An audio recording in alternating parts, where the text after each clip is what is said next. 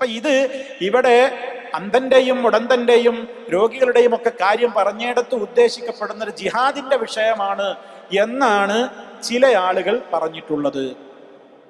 എന്നാൽ ആ വീക്ഷണത്തെ അല്ല മറ്റു പല പണ്ഡിതന്മാരും പറയുന്നു. അവര് പറയുന്ന നമ്മുടെ വീക്ഷണം എന്താണ്? ആളുകൾ, അന്ധന്മാരായ ആളുകളുടെ കൂടെ ഭക്ഷണം കഴിക്കുവാൻ ആ കാലഘട്ടത്തിൽ അഴ്മയുടെ കൂടെ, അഴറജിന്റെ കൂടെ, മരീലിന്റെ കൂടെ, അഥവാ കണ്ണിന് കാഴ്ചയില്ല, അതുപോലെ തന്നെ കാലിന് മുടന്തുണ്ട്, വികലാംഗനാണ്, അതുപോലെ തന്നെ രോഗികളാണ്, അങ്ങനെയൊക്കെയുള്ള ആളുകളുടെ കൂടെ ഒരുമിച്ചിരുന്ന് ഭക്ഷണം കഴിക്കുന്നതിൽ ആ കാലഘട്ടത്തിൽ വിശ്വാസികളിൽ പലർക്കും ഒരു വിഷമമുണ്ടായിരുന്നു എന്നാണ്. എന്താ വിഷമം? അവരെ കണ്ടുകൂടായിട്ടോ അവരെ തൊട്ടുകൂടായ്മയായിട്ടോ അല്ലെങ്കിൽ അവർ രോഗികളാണ് എന്നുള്ളത് കൊണ്ടോ ഒന്നുമല്ല. ആവകരൂപത്തിലുള്ള ചിന്തകളല്ല, അത് നമ്മൾ അടിവരയിട്ട് മനസ്സിലാക്കണം. മറിച്ച് അവരുടെ വിഷമം എന്താണ്? ഒരു അന്ധന്റെ കൂടെ ഞാനിരുന്ന് ഭക്ഷണം കഴിക്കുമ്പോൾ എൻ്റെ ഭാഗത്ത് വല്ല അനീതിയും വന്നു പോകുമോ? കാരണം ആ തളികയിൽ, ഭക്ഷണ സുപ്രയിൽ കൊണ്ടുവന്ന് വെച്ചിട്ടുള്ള ഭക്ഷണങ്ങൾ ഏതാണതിൽ ഏറ്റവും നല്ലത്, ഏതാണ് ഏറ്റവും ഇഷ്ടപ്പെട്ടത് എന്നൊന്നും അന്ധനായ മനുഷ്യന് കാണാൻ കഴിയില്ലല്ലോ. ഒരു മുടന്തനായ മനുഷ്യനെ സംബന്ധിച്ചിടത്തോളം ലായതമക്കനു മിനൽ ജുലൂസി, അവന് ശരിക്കും ഇരിക്കാൻ പോലും കഴിയുന്നില്ലല്ലോ. അപ്പൊ അവന് ഉദ്ദേശിക്കുന്ന ഇഷ്ടപ്പെട്ട ഭക്ഷണത്തിലേക്ക് കൈനീട്ടി ആരോഗ്യമുള്ള തന്നെ പോലെ എടുത്ത് കഴിക്കാൻ അവന് കഴിയില്ലല്ലോ. ഫകരിഹു, ഇതൊക്കെ അതുപോലെ തന്നെ രോഗമുള്ളൊരു വ്യക്തി, അയാൾക്കും തന്നെ മറ്റുള്ള ആരോഗ്യമുള്ളയാളെ പോലെ ഭക്ഷണം കഴിക്കാൻ കഴിയാതെ വരുമ്പോ, അവരുടെയൊക്കെ കൂട്ടത്തിൽ ആരോഗ്യമുള്ള നമ്മളിരുന്ന് കഴിക്കുമ്പോ അവർക്ക് ഇഷ്ടപ്പെട്ടതൊക്കെ കിട്ടാതെയാകുമോ? അവരുടെ ആശക്തി കൊണ്ട് പെട്ടെന്ന് ഏന്തി വലിഞ്ഞെടുക്കാൻ പറ്റിയില്ല, അല്ലെങ്കിൽ അവർക്ക് കാണാൻ പറ്റുന്നില്ല, അല്ലെങ്കിൽ അവർ രോഗികളാണ്, എടുക്കാൻ കഴിയുന്നില്ല. അങ്ങനെയൊക്കെയുള്ള ആളുകളോടൊന്നിച്ച് ഭക്ഷണം കഴിക്കുമ്പോ നമ്മൾ നമ്മുടേതായ ആഗ്രഹവും ആർത്തിയൊക്കെ വെച്ച് ഭക്ഷണം കഴിക്കുമ്പോ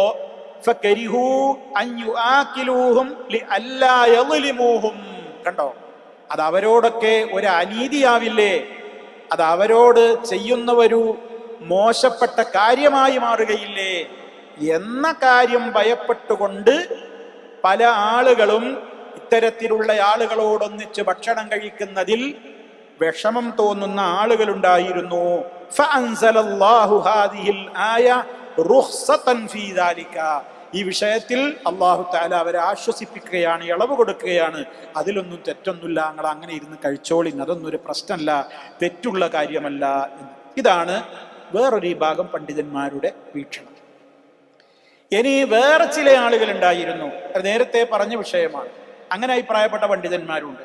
അത് ഇസ്ലാമൊക്കെ വന്നിട്ട് ആ വീക്ഷണമൊക്കെ പോയി. ഇസ്ലാമൊക്കെ വരുന്നതിന്റെ മുമ്പ് ചിലരുടെ മനസ്സിൽ ചില ആദ്യത്തെ ചിന്താഗതിയൊക്കെ ഉണ്ടായിരുന്നു. അതെന്താ? കാനൂ ഖബലൽ മബഅസി യതഹറജൂന മിനൽ അക്ലി മഅ ഹഉലാഇ തഖദ്ദുറൻ വതഖസ്സുസൻ.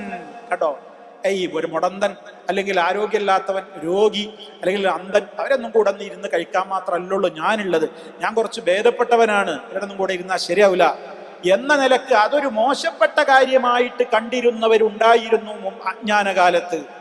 അവരെക്കുറിച്ച് അങ്ങനെ ആ രൂപത്തിൽ ആ ഒരു അവസ്ഥ അങ്ങനെ ചിന്തിക്കുന്ന ആളുകളെ കുറിച്ചാണ് ഇത് ഇറങ്ങിയത്. ഫഅൻസലല്ലാഹു ഹാദിഹിൽ ആയ, അപ്പോഴാണ് ഈ ആയത്ത് അവതരിച്ചിട്ടുള്ളത് എന്ന വീക്ഷണം പറഞ്ഞ പണ്ഡിതന്മാരും ഉണ്ട്. ഇനി മറ്റൊരു വീക്ഷണം എന്താണ്? ചില പണ്ഡിതന്മാര് പറഞ്ഞു, അന്നത്തെ കാലത്ത് പലപ്പോഴും ആളുകൾ എന്ത് ചെയ്യും, സ്വന്തം വീട്ടിലേക്കല്ല, ഒരഅഴ്മ, ഒരു അന്ധനായ മനുഷ്യൻ അല്ലെങ്കിൽ ഒരു മുടന്തനായ മനുഷ്യൻ അല്ലെങ്കിൽ ഒരു രോഗിയെ അവരെ കൊണ്ട് ഭക്ഷണം കഴിക്കാൻ വേണ്ടിയിട്ട് ബാപ്പന്റെ വീട്ടിലേക്ക്, ബ്രദറുടെ വീട്ടിലേക്ക്, അല്ലെങ്കിൽ സിസ്റ്ററുടെ വീട്ടിലേക്ക്, അല്ലെങ്കിൽ അമ്മായിയുടെ വീട്ടിലേക്ക്, അല്ലെങ്കിൽ അമ്മാവന്മാരുടെ വീട്ടിലേക്കൊക്കെ ഭക്ഷണം കഴിക്കാൻ കൂട്ടി ചെല്ലുമ്പോ അവിടെയുണ്ടായിരുന്ന ആളുകൾക്ക് അതൊരു വിഷമമായിട്ട് തോന്നാറുണ്ടായിരുന്നു. എന്താ, അവരുടെ വീട്ടിലേക്ക് കൊണ്ടാവാതെ മറ്റുള്ളവരുടെ വീട്ടിലേക്ക് കൂട്ടിക്കൊണ്ടുപോകുന്നത് എന്ത് എന്ന്. അങ്ങനെ പറ്റുമോ? ആ അവസരത്തിൽ ഫനസലത്ത് ഹാദിഹിൽ ആയ റുഖ്സത്തൻ ലഹും, അതിന് വിരോധമൊന്നുമില്ല. സ്വന്തം വീട്ടിലേക്കല്ല, മാന്യമായിട്ടൊരാളെ സൽക്കരിക്കാനും ഭക്ഷണത്തിനും ഒക്കെ അതിന് തരപ്പെടുന്ന എവിടെയായിരുന്നാലും പോയി കഴിക്കുന്നതിനൊരു വിരോധവുമില്ല അതിലൊന്നും നമുക്കൊരു പ്രത്യേകിച്ച് മാനസികമായ ഏതെങ്കിലും വിധത്തിലുള്ള ഒരു പോരാത്തരമോ അല്ലെങ്കിൽ ഒരു ന്യൂനതയോ ഒന്നും കാണേണ്ടതില്ല. അതാണ് ഉദ്ദേശം എന്ന് പറഞ്ഞിട്ടുള്ള പണ്ഡിതന്മാരും ഉണ്ട്. ഇങ്ങനെയുള്ള വ്യത്യസ്തങ്ങളായ വീക്ഷണങ്ങൾ ഈ വിഷയത്തിലുണ്ട്. അപ്പോ അന്ധന്മാരായ ആളുകളെ, അതുപോലെ തന്നെ വൈകല്യമുള്ള ആളുകളെ സ്വന്തം വീടുകളിൽ വെച്ച് സ്വീകരിക്കുവാൻ സൗകര്യം കുറവായിരുന്നത് കൊണ്ടാണ് ചില ആളുകൾ എന്ത് ചെയ്തിരുന്നത്, അവരുടെ ബന്ധപ്പെട്ട കുടുംബങ്ങളുടെ ഗൃഹങ്ങളിലേക്ക് കൂട്ടിക്കൊണ്ടുപോയിരുന്നത്. ഇത് ആ അന്ധന്മാരായ ആളുകൾക്ക് പലപ്പോഴും ഒരു വിഷമം തോന്നിയിരുന്നു. എന്താ ഞങ്ങളെ ഇയാളെ വീട്ടിലേക്ക് കൊണ്ടുപോകാതെ മറ്റുള്ളവരെ വീട്ടിലേക്ക് കൊണ്ടുപോകുന്നത്, അവിടെ പോയിട്ട് ഇപ്പം എങ്ങനെ കഴിക്കുക, ഇയാൾ കൊണ്ടുപോകുന്നു എന്നാൽ ഇയാളെ വീട്ടിൽ കൊണ്ടുപോകുന്നില്ല, അത് വീട്ടിലതിന് അസൗകര്യമാണ്, കൊണ്ടുപോകുന്ന അയാളുടെ അസൗകര്യമുള്ള മറ്റു ബന്ധുവീടുകളിലേക്കാണ്, അങ്ങനെ പോകുന്നതിൽ നിങ്ങൾക്ക് വിഷമൊന്നുമില്ല എന്ന് അന്ധന്മാരെയും ഉടന്തന്മാരെയും രോഗികളെയും ഒക്കെ സമാശ്വസിപ്പിച്ചതാണിത് എന്ന് പറഞ്ഞ വ്യാഖ്യാതാക്കളും ഉണ്ട്. ഇങ്ങനെ വ്യത്യസ്തങ്ങളായ വീക്ഷണങ്ങൾ ഈ വിഷയത്തിലുണ്ട് എന്ന് നമ്മൾ മനസ്സിലാക്കിയിരിക്കുക. അപ്പൊ സഹോദരങ്ങളെ, ഇതാണ് ഇവിടെ തുടക്കത്തിൽ അല്ലാഹു തആല പറയുന്നത്. ഇനിയിപ്പോ നമുക്ക് കാര്യം വളരെ വ്യക്തമാണ്. ലൈസ അലൽ അഅ്മാ ഹറജുൻ വലാ അലൽ അഅ്റജി ഹറജുൻ വലാ അലൽ മരീദി ഹറജുൻ വലാ അലാ അൻഫുസികും അൻ തഅകുലൂ മിൻ ബുയൂതികും ഔ ബുയൂതി ആബാഇകും ഔ ബുയൂതി ഉമ്മഹാതികും ഔ ബുയൂതി ഇഖ്വാനികും ഔ ബുയൂതി അഖവാതികും ഔ ബുയൂതി അഅമാമികും ഔ ബുയൂതി അമ്മാതികും ഔ ബുയൂതി അഖ്വാലികും ഔ ബുയൂതി ഖാലാതികും ഔ മാ മലക്തും മഫാതിഹഹു ഔ സദീഖികും. അക്കാര്യം വളരെ വ്യക്തമാണ്.